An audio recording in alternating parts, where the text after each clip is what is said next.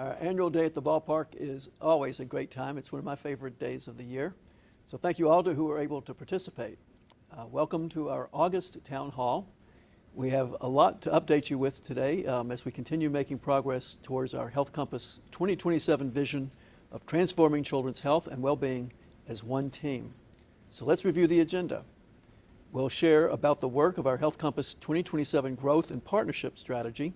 We'll take a look at our Medicaid funding challenges, as well as our quarterly financial update.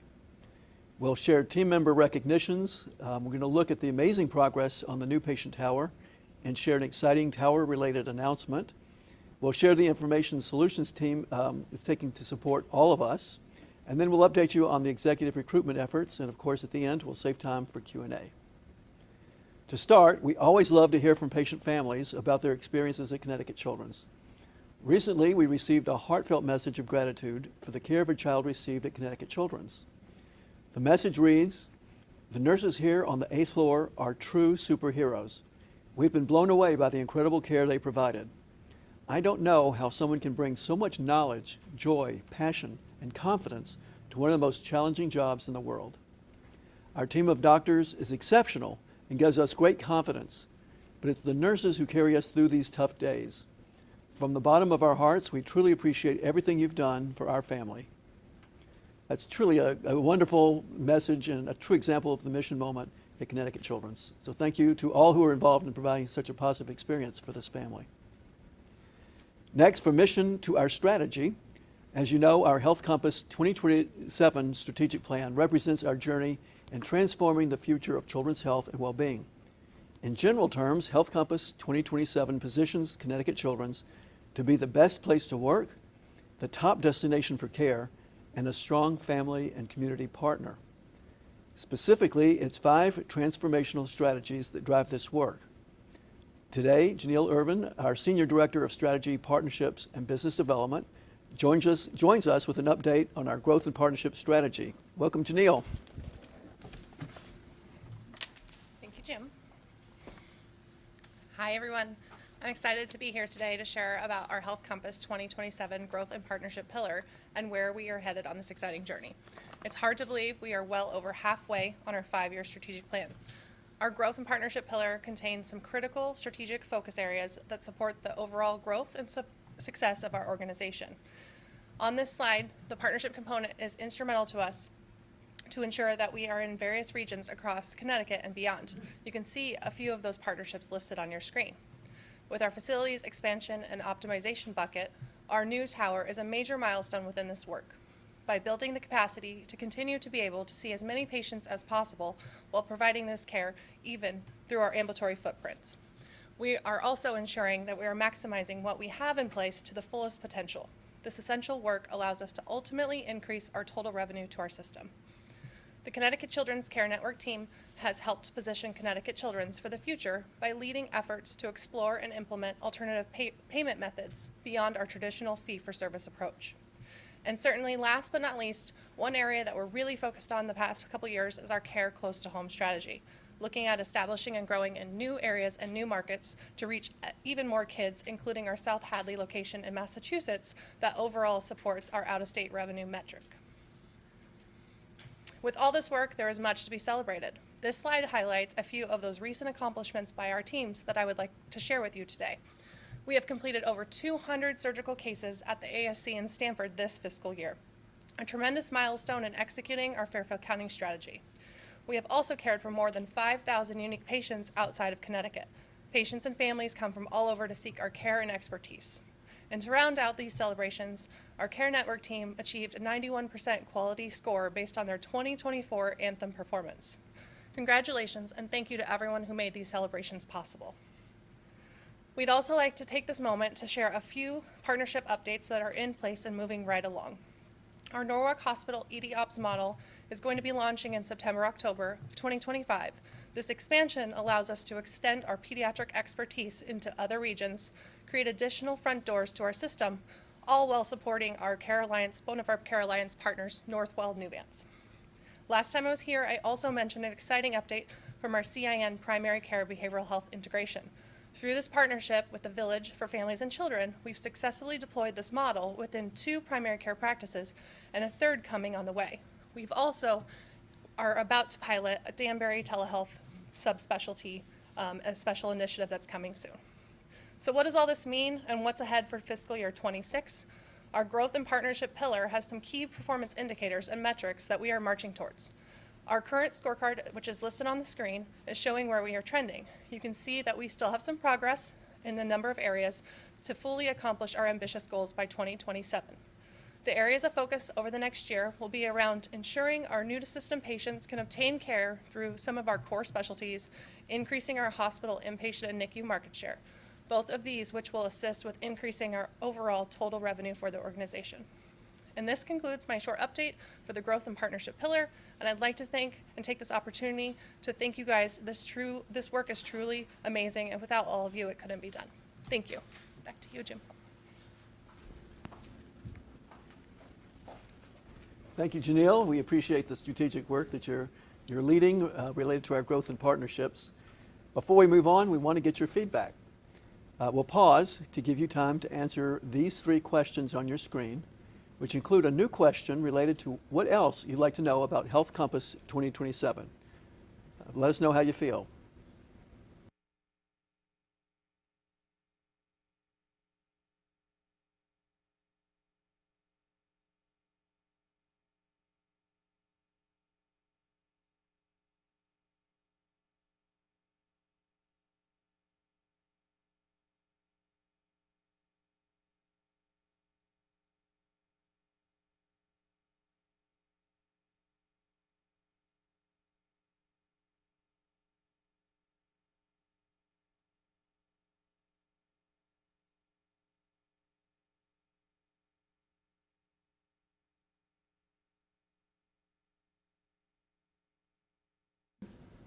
I don't know if we can show results on the screen or not.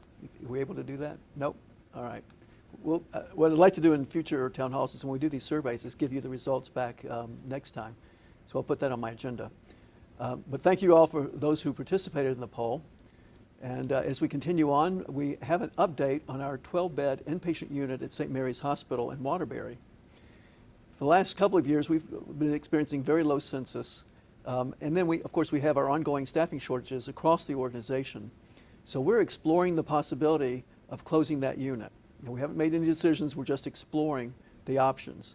We have submitted a request for the state's Office of Health Strategy, OHS, to determine whether or not we would need state approval to close the unit and then transfer that care to Hartford. Keep in mind, we remain fully committed to serving the families in the Waterbury area. Emergency pediatric support would remain available at St. Mary's, and Connecticut Children's will continue to coordinate care from Waterbury region with the local clinicians. If a child requires a higher level of care, of course they'd be transferred to our main campus at Hartford. We do not have a timeline for when any closure would happen. Again, this is an exploration at this point, but we will keep you updated on the process as it moves forward. Next, I have an update to share on how your feedback is making an impact related to our parking at the People's Bank Arena Garage. Of course, that was formerly known as the XL Center Garage. We heard you. In response to concerns raised about the time it takes to get back to vehicles in an emergency, you can now request a security escort by calling the number on your screen. Now, due to staffing or active incidents that may be taking place, security may not always be immediately available, so the response times may vary, but they will respond. Remember, changes like this happen because of your input, so to share additional feedback, scan that QR code on your screen or visit the People's Bank Arena Garage parking page on link. Now I want to focus on Medicaid, which recently turned 60 years old. Medicaid serves as a critical lifeline for millions of children and families, offering access to essential health services and strengthening communities across the country. To recognize this anniversary, our team members chalked the walk in celebration of Medicaid's impact on children, families, and communities. A special thank you to all who participated. And I want to update you on the impact that Medicaid has on us here at Connecticut Children's. In these graphs, you can see the percentage of Medicaid patients that we serve that are on the screen there, as well as our Medicaid shortfall. The 2 pie charts on the left show you the percentage of patients that we see that are enrolled in the Medicaid program. And on the right, on my screen anyway, it's dark green. That shows what we get paid. And the black, which is the higher bar, shows how much it's costing us. And you can see that there's a significant shortfall on the hospital side as well as on the CCSG side, the clinical side. Because of this tremendous deficit and what it costs us to provide care and what we get paid, it creates a real challenge. And that's a big part of some of our challenges we have with our income as a medical center. There's always room for more efficiencies and to reduce costs, but we have to work on the other side of the equation equally as hard to bridge that gap between what it costs and what we get paid. So next, let's check on the organization's fiscal health. Our Executive Vice President and Chief Financial Officer, Bridget Fagan, is here to join us with a quarterly financial update. Welcome, Bridget. Thank you, Jim, and good afternoon, everyone. So I will start with our foundation income statement. And looking to the right of the screen, which represents June fiscal year to date, our fundraising revenue of $21.3 million is down down $28 million from budget. I shared in previous town halls that the foundation team is working on securing the larger major gifts, so therefore there may be some lag in our fundraising revenue, but the goal is to secure the larger gifts and the others will follow. Next slide, please. Moving on to clinical operations. Through June, we are currently sitting in a net loss position of 8.1, which is 14.6 million unfavorable from our budget of a positive 6.5 million. Rates contributed 2 million of the negative variance, and you just heard Jim talk about speak about our Medicaid cost coverage. 2.9 million of this reduction is due to our increased Medicaid payer mix. So what that means is the higher that percentage gets, we're not covering our costs, so it is a loss directly to the bottom line. Volume represents 29.9 million of the unfavorable variance. If we factor in the positive 1.9 for the gene therapy drug cost reimbursement and the 5.7 million in salaries and fringes, which is mostly due to vacancies, and supplies and other, which we expect our supplies to be down because our volume is down, that's down 15.3 million. So if we factor all of those together, we have a negative $7 million due to the volume. So we still have a shortfall in our volume. Other operating revenue of $5.6 million, the last red bar, that's mostly due to our 340B alternative delivery model.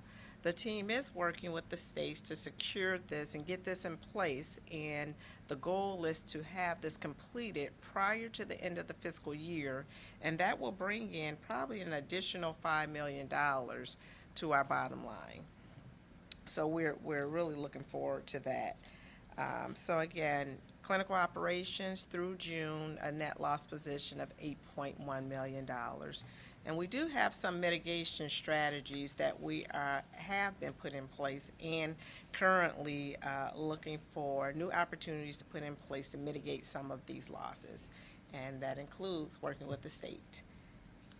And my last slide is on home care. So this is the first time I believe I presented the home care operations to the team. Through June, home care is sitting at income from operations of 1.6 on a budget of 1.6.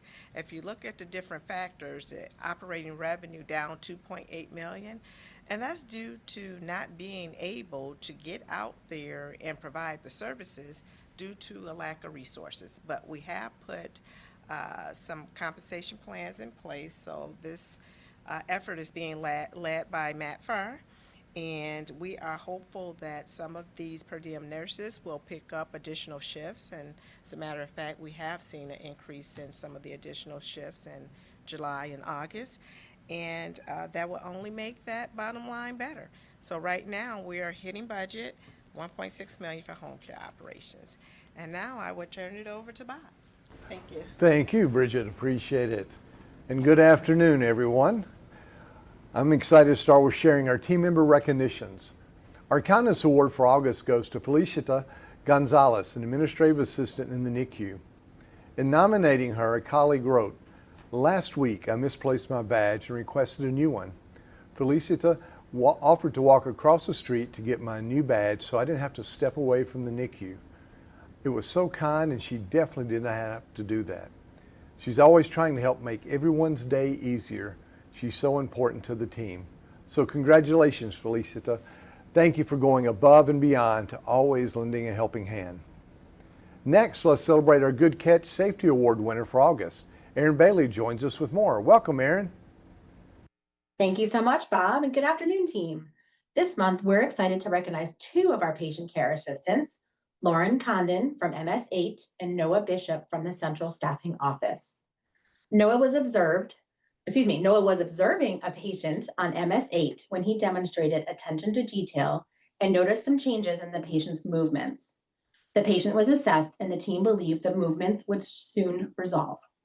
A little later, Lauren checked in and Noah shared his concerns that the movements had not subsided. They discussed the situation and Lauren recognized that these movements were not part of the patient's baseline behavior.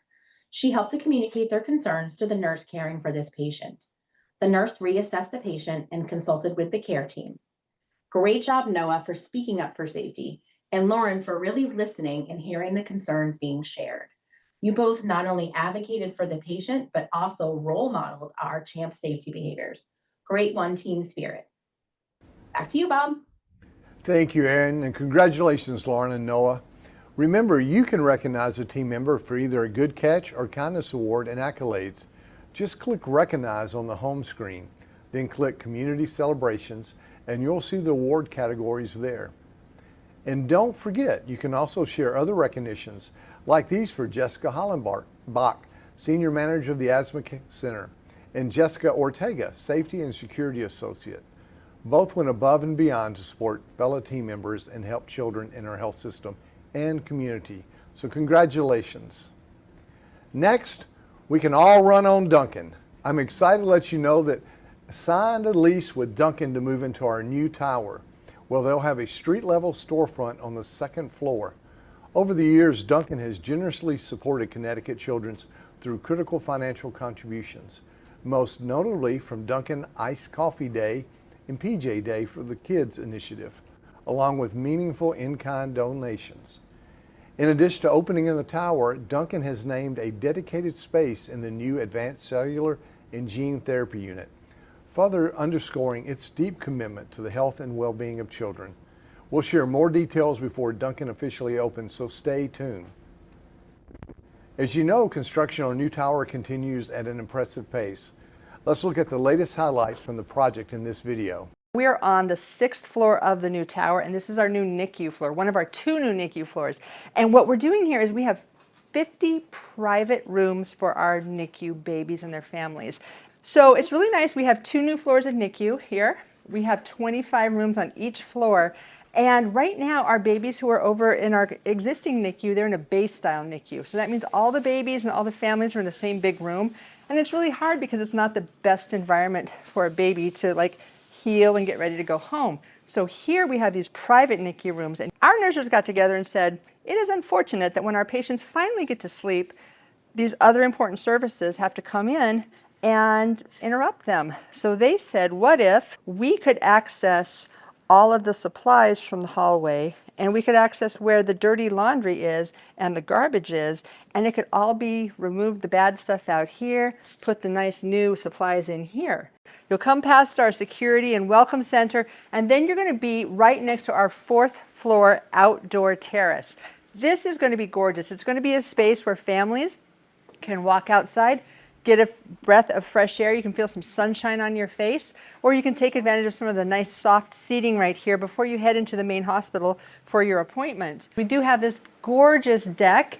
It has a nice teak center to it, some nice pavings around it, and we've already seen that some of our native grasses and low-growing plants have been installed to give that nice Connecticut flora scent that we have out there. We also have a fetal care operating room. Fetal care operating is special because they're not just doing a procedure on mom, but they could also be doing surgery on a baby. And so if you're going to be doing surgery on both mom and the baby at the same time, you need a really, really big space. And so if you come into our new fetal care operating room, you're going to see that it is a very, very, very large space in here. This room is big enough to accommodate up to 40 clinical professionals at one time. So they have 2 full surgical teams, 2 full anesthesia teams, 2 full nursing teams, and then all the specialty care people who have to come in to take care of whatever issue that in utero baby might be having. This is one of our really amazing new conference rooms. And you know, when we talk about Connecticut Children's, there are 4 things that we do. We provide care for kids. We provide advocacy for kids because they can't vote. We do research because children's diseases are not the same as adult diseases. And we provide education. We are an educational institution, a teaching hospital, so we are actively teaching the next generation of pediatric experts to take care of kids. That's what this room is going to help to address. This is a beautiful double conference room. It actually will have a 70-30 split, so we can make it into 2 rooms if we need to. But when this is all open and set up with theater seating, we can have 120 people seated in here at one time. But it's also going to be a great place for the health system to have different meetings. It's going to be an amazing space to welcome the community in. So if we want to do a community education program, we want to have a dialogue with our community partners, or we want to do some kind of special event, now we have a really big, beautiful space to do that in. And if you take a look out the window, the view is not half bad. Thank you, Diana and team, for the tour. And Diana, I think you're from Tennessee wearing those cowboy boots. And now Shannon DeGrad joins us to share the latest on the project. And then Tony Margolino, Clinical Nutrition Manager, has our up-close space of the month, the Milk Lab. We'll start with Shannon. Welcome, Shannon. All right. Thank you, Bob, and thank you, Diana and Fred, for that incredible, informative video. Here we have some stunning photos of our NICU. So to the left is one of our documentation centers between each pair of rooms, and to the right is one of the 3 very large nurse stations on that area. Next, we get to jump to the exterior. You can see here a side-by-side look at our rendering against the new Washington Street entrance point and canopy, which will have the most exciting and dynamic lighting.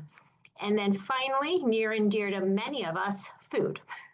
So here on the left, you can see progress in our retail dining space. Just look at that whimsy bench seating coming to life. And then finally, I'd like to share a few high-level updates of what's coming ahead. Our operational plannings for the spaces continue at a rapid pace. We are now just 20 days away from our certificate of occupancy. We'll then launch us to DPH certifications throughout the month of October. And you can see here what we planned to activate through the months of November and December. So last, there's a sneak peek of some functionality coming soon to our internet page.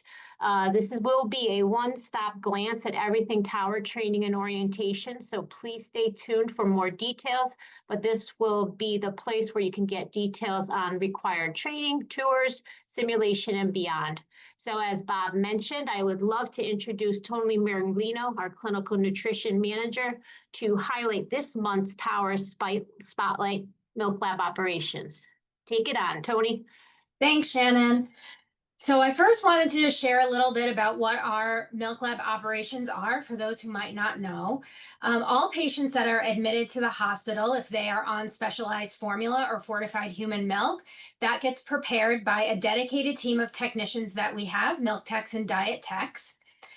Centralized preparation for formula and human milk is considered best practice for safety. And here at Connecticut Children's, we started centralized formula preparation in the early 2000s and started centralized human milk preparation in 2019. A year later, we introduced a barcode scanning system called Keratin, and this is used to ensure that correct feeding is prepared and the correct feeding is fed to each patient. Our current state of operations has us working out of 3 separate spaces. So we have a human milk room that prepares human milk and formula for NICU patients that's located in Hartford Hospital. We have a formula room that's on MS8, and we have a separate storage room where all of our formula supplies are stored also on MS8. When we move into the new tower at the end of November, we will move into a single large state-of-the-art space that allows us to bring our team together, prepare all human milk and formula in one area that maintains our aseptic technique, and then have an attached storage room right on site for our team. This will all be located within the new NICU floor and allows us to clarify communications and expectations with our team and other team members, as well as caregivers and parents for our patients. Our team is really looking forward to having more storage for space, more storage for preparation, or more space for preparation, new and updated equipment, a designated area for warewashing, as well as all of their supplies right within an arm's reach. This shows a little bit of how our new space is broken out. So on the left photo is our ante space. So this will be where our technicians are able to process orders, do all of the calculations that they need before going into preparation. The middle picture shows our huge new preparation space. It's before any of the furniture is moved in, but this will have a really big island in the middle, separated into 4 preparation spaces, so our technicians can work right in that central location with other tools and equipment that they need around the periphery, including refrigerators and freezers. And then the furthest most space will be our new storage room, where all of our formulas and other supplies that we need will be in addition to other refrigerators and freezers. And one of those openings that you see at the back of the room will be a pass-through refrigerator. So as the techs prepare, they can put that prepared formula and human milk right into the fridge and then not break their aseptic technique to take it out the other side and deliver it to patients. I think that's it for me. I'll hand it back to you, Shannon. Thanks, Tony. And we will close our August town hall with this fun fact. We have exactly 2,982 plantings included in our landscaping package. When you saw Diana earlier on the video, she was on our 4th floor terrace, and that is some of the plants in action, being diligently watered and doing pretty well in these hot August days. So I'll send it back to you, Bob. Thank you, Shannon and Tony. It's so exciting to see everything taking shape as we get closer to opening day. Now we have some results from our town hall poll last month about 2 tower-related issues.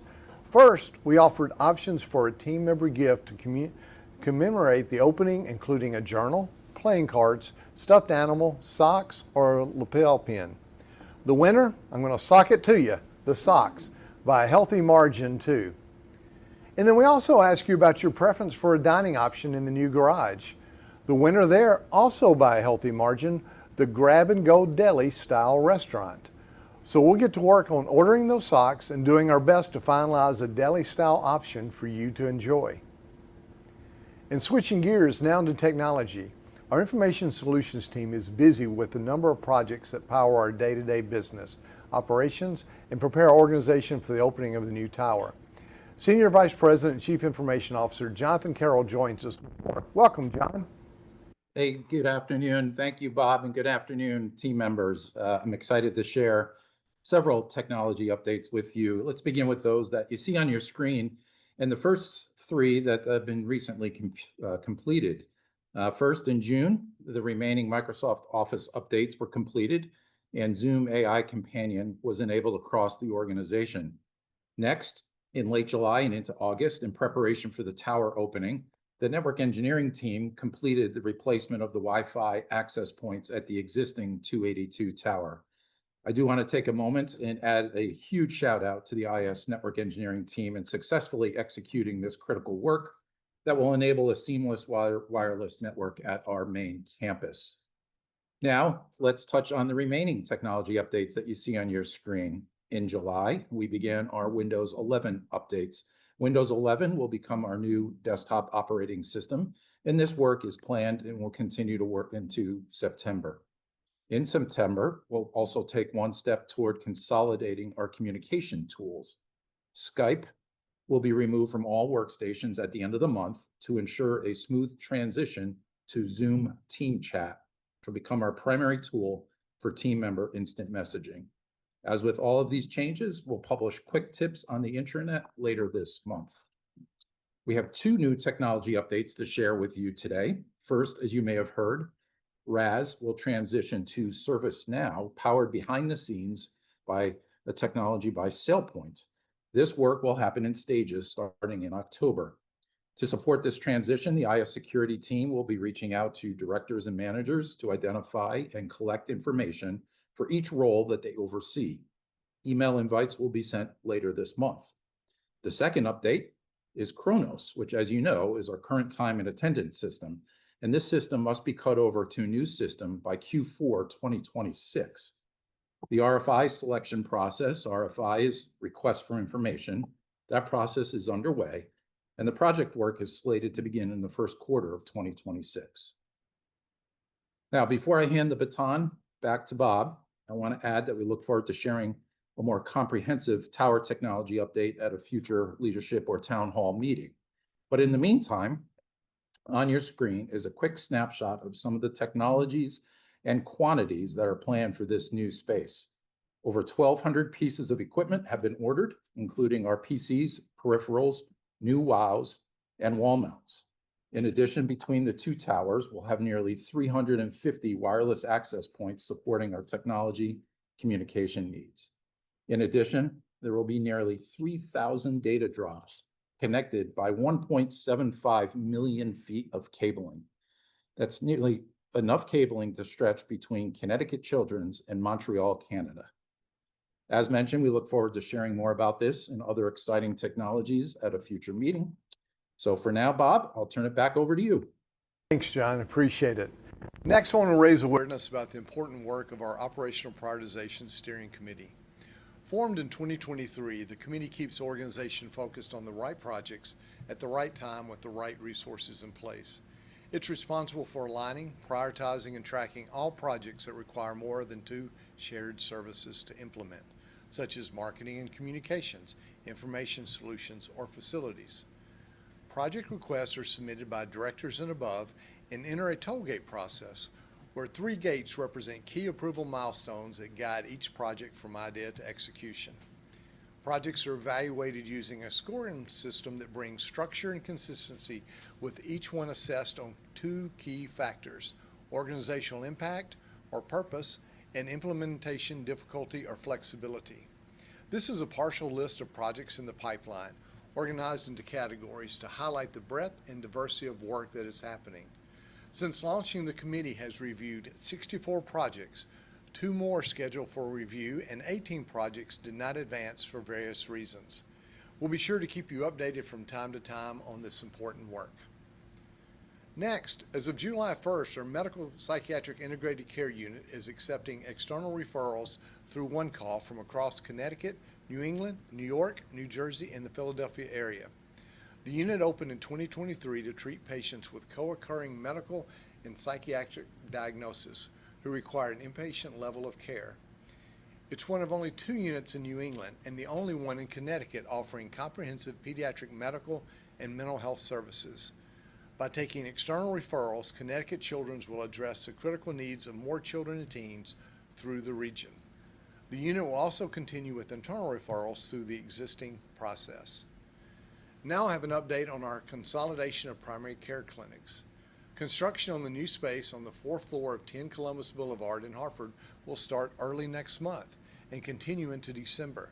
Our plans to transition Primary Care East and Primary Care South to the new space are well underway. The move comes after UConn decided not to renew our lease for Primary Care East due to their expansion plans. We also realized it makes sense to relocate Primary Care South from the retreat area into the new space. We'll share much more in the coming months, but wanted to make sure you're aware that the construction will soon begin. Now to our home care business, All Point Home Care, which is helping to complete our continuum of care from hospital to home. With home care now fully integrated into Connecticut's children, more than 200 additional clinicians are serving families from the NICU to the living room, especially for at-risk kids. This expert care means fewer disruptions, faster discharges, and a stronger care continuity. Referral integration into Epic is coming, but today we encourage teams to use the traditional process, which has been shared with inpatient and outpatient clinics. Remember, the more families we support at home, the more we live up to the promise of being 100% dedicated to kids wherever they are. Now I'm going to turn the meeting over to Larry Mylan, Senior Vice President, Chief Human Resource Officer, all-around great guy, for important HR updates. Welcome, Larry. Thank you, Bob. Good updates. Good afternoon, team members. Always a pleasure to be here. And I have just a few updates for you today, starting with our executive recruitment efforts that continue. First of all, we're making great progress with our search for a Chief Executive Officer. This search committee is wrapping up interviews, and those will wrap up this month. And as we move forward into the next month, the recommendations will be made to the board on who that finalist will be.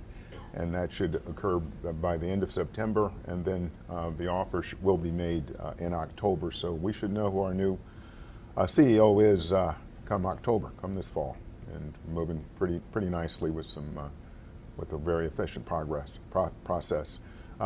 Next, our physician-in-chief recruitment effort. The initial candidate interviews are taking place virtually and on site between July and September.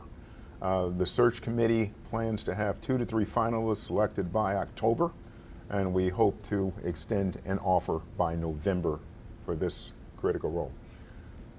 Our recruitment for our Senior Vice President and Chief Population Health Officer is wrapping up. Interviews have taken place, and we're down to 2 finalists, and a decision is expected to be made by the end of this month. We'll continue to keep you updated as this recruitment effort moves forward.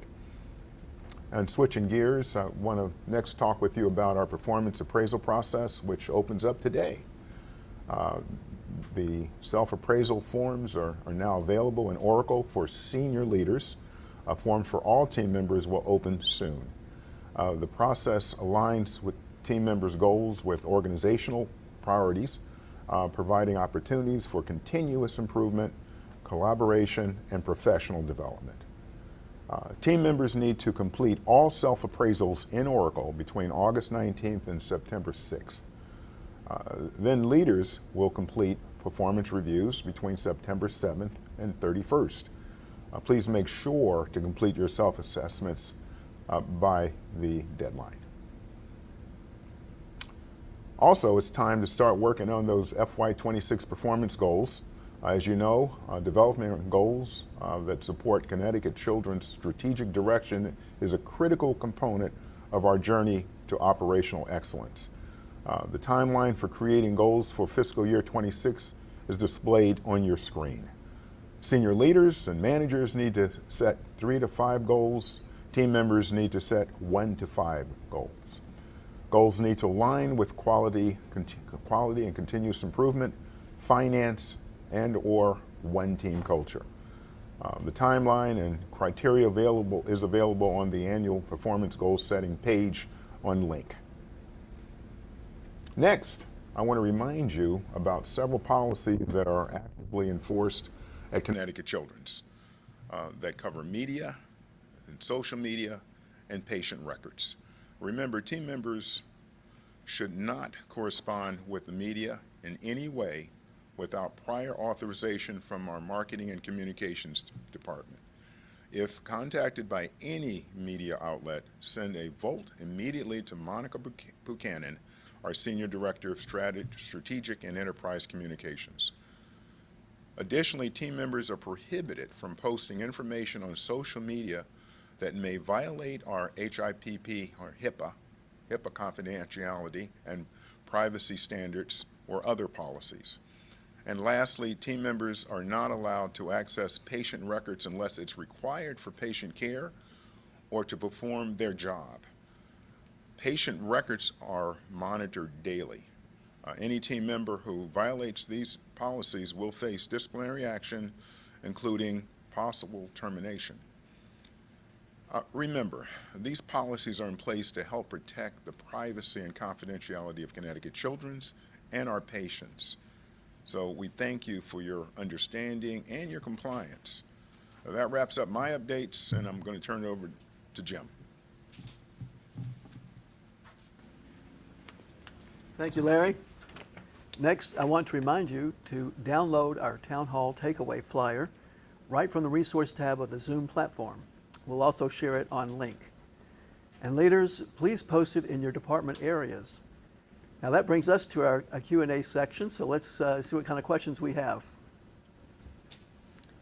All right, good afternoon, team members. Thank you for joining us today for Town Hall. We do have questions coming in. Feel free to add your questions if you haven't had a chance to, so we can go ahead and get those answered live here for you today.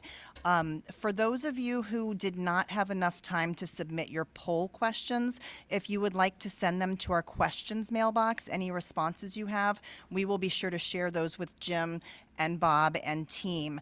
The feedback goes directly to everyone, so we apologize if that moved a little too quickly. But again, go ahead and send those to the questions mailbox. You can also send them directly to me, which is Deborah Dudak, ddudak@connecticutchildrens.org, and we'll go ahead and take your feedback into consideration.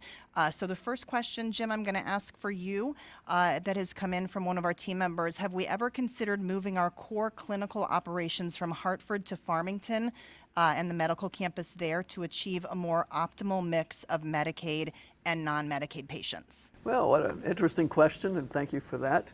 And the answer is yes, we did take a look at this probably 4 or 5 years ago when we were trying to decide how best to expand our services and capture a more commercial private mix.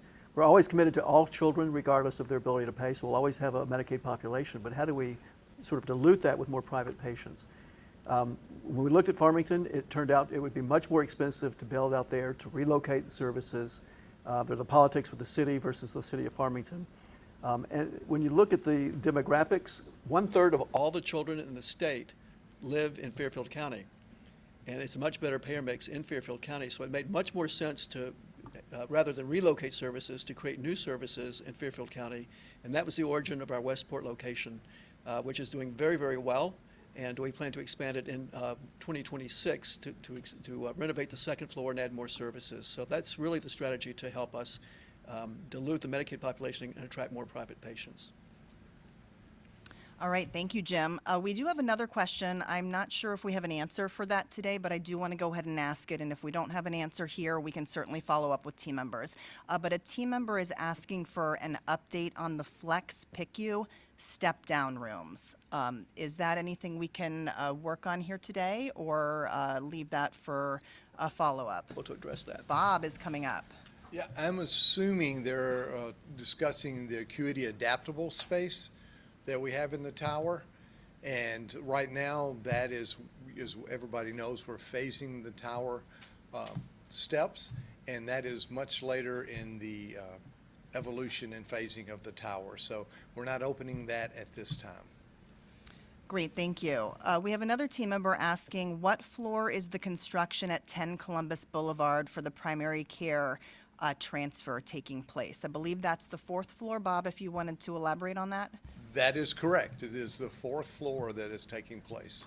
And we appreciate everybody that's moved their location to other places so we can make that happen. And again, team members, that starts in early September and is expected to continue into December. Next up, Larry, a question for you. When is the hospital going to do a market analysis? Thank you for that question, and I assume that's regarding our market analysis for our compensation or our pay. And we do annually conduct market analysis. Certainly, there are we are trying to make sure that we are market competitive. We do these by departments and areas, and certainly we do have to prioritize because we aren't able to always take the immediate action that that the market has the market information that we have discovered. But market analysis is done regularly, and we try to stay competitive, but certainly there are areas I know, and I sense where this is coming from, is some of the areas we need to catch up on, and I'll be very honest about that, because we often are driven by where we have some turnover challenges, or we are having some recruitment challenges, are the areas where we tend to deploy our resources to address those most urgently. But certainly our effort is to try to respond to be competitive across the organization for all of our roles through our market analysis. I'll be happy to address those in more detail. Thank you, Larry. We do have a couple of additional questions coming in about the new primary care space. The first one being specifically where on the 4th floor at 10 Columbus will the primary care space be going in? Now you're challenging me here for this. Sorry, Bob. That's all right. So on the 4th floor, we moved our foundation team in those areas. So I don't know directionally in this building where that is, but it is in that space area that we are taking over for primary care. Somebody that lives in this building more than I could probably call out that space, but it's where our foundation team members used to be located. And one additional question related to primary care. What is going to go in the current primary care space at 100 Retreat? At 100 Retreat, nothing has been discussed at this time to be located in that space. All right, thank you very much. Some parking questions, if we can. Oh, sorry, Bob. That's all right. Just stay up there for a bit. What are team members wondering? What are the plans for the parking garage? Will staff be able to park there? Yes, so we'll have a 914 space parking garage joined to our hospital through a beautiful walkway, and there'll be about 400 spaces allowed for our employees to park there. We're actually meeting right after this meeting to discuss what that looks like and how we move forward with that. We'll also continue to use the XL Center for parking as well. And we have some parking questions related to the 10 Columbus garage too. A team member wondering if parking at 10C will change, and then another team member wondering if the primary care team members and patients will park in the garage as well. Unfortunately, I do not have the answer to that. Top of my head, I know that has been discussed in the flow of our patients and our team members with that clinic, but I don't have that information in front of me. We can go ahead and follow up on that, team members, and we can share that information out as a top story as well in the coming weeks, days and weeks, I should say, excuse me. All right, couple of tower questions, if we could. And I apologize if I'm not saying this correctly, but there is a team member wondering if additional Terpy systems were ordered for the tower. That's the iPad system for interpretation services. That's our Terpy for interpretation. The team has worked through both from a personnel standpoint and equipment standpoint of what we'll need in the tower as we transition. Again, I'll remind everyone, we're phasing the tower. So the first phase is actually moving NICU south to the NICU floor on 6. So the resources that we have now for that will just relocate to that new space. Great. And an additional question related to the tower, when will we be able to book the conference room in the new tower for meetings and classes? Oh, I'm asked that every single day. So right now, it is not anticipated that the conference rooms will open until June of 26. And yeah, we can start scheduling. We start getting on the schedule now. All right, thank you, thank you. Looking through, we have some additional questions. I'm going to go ahead and ask right now. When will an updated list of states that non-in-person employees can work from be released? Larry, I'm not sure if that's for you, or a list of states that non-in-person employees can work from. When will a new list be released? It's a Here problem. comes Larry. He's got this one. Yeah. Well, I don't know if I have it. Thank you, Whoa, Larry. careful. You good? Yep. Yeah. Thank you for the question. We are certainly, you know, that Massachusetts, Connecticut, New York are where we are able to employ our team members. And outside of that area, there are restrictions. And so we are working on where we may open up to other states. That is a project underway. We don't have a close date. I have to be honest with you in terms of when we will kind of officially have our answers to that. And because there's a lot of certainly work and regulation, legal and regulatory requirements that we need to make sure we understand before we are able to make those decisions. So stay tuned. It is a project that is in queue. And Larry, I'm going to keep you up there for one more question if I can. In regards to market analysis, our annual raise pools have not kept up with inflation. Can team members expect that there will be a correction to raises this year to make up for the last several years? And I have to be frank with you, there are several factors that go into making our compensation adjustments, our merit adjustments, and certainly what we're able to do from a affordability standpoint in terms of our budget, and certainly we're cognizant about the market. So those are factors that the executive team takes into consideration to be able to move forward with a decision on the level of market and merit pay annually. And thank you, Larry. Jim, I'm going to wrap everything up with a couple of questions for you, if you don't mind. At this time, with our financial status, do you foresee layoffs, or are we okay? We're working on the budget now. I don't anticipate significant changes, but it's hard to say never. I will not say never, but we're trying to avoid that if we can. A lot of that depends on our staff and our management holding down costs and being as efficient as we can. And I don't mean do more with less. I mean do things differently so that we're more efficient and can reduce our costs so that layoffs aren't necessary. That's something that's a dynamic that we're always looking at. All right, and I'm going to ask one last question here for you, Jim. What is being done to support the trans and gender diverse youth who had their access to life-saving, gender-affirming medical care revoked? I didn't hear the first part. Oh, sure, no problem. I can repeat that. What is being done to support the trans and gender diverse youth who had their access to life-saving, gender-affirming medical care revoked? We're looking at alternative providers, and it varies. The younger children, there is a provider in Hartford, or the Hartford area, that will see children, but they don't have pediatric providers. And so the younger kids are being referred to Boston and other places that have pediatric endocrinology that are still seeing patients. The older patients, we're looking at alternative providers within the area.